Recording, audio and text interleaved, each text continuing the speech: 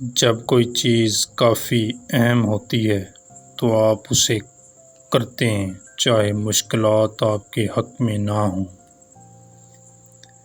طویل مدتی رنجشوں کے لیے زندگی بہت مختصر ہے۔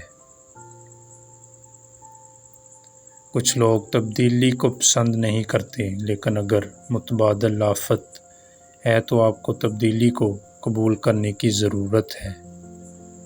میں مایوسی اور صحیح کے بجائے پر امید اور غلط ہونا پسند کروں گا۔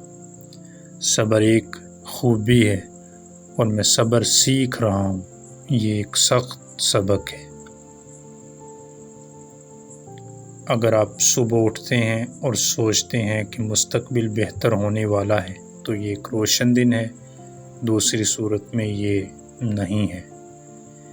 میں مریخ پر مرنا چاہوں گا، صرف اثر پر نہیں۔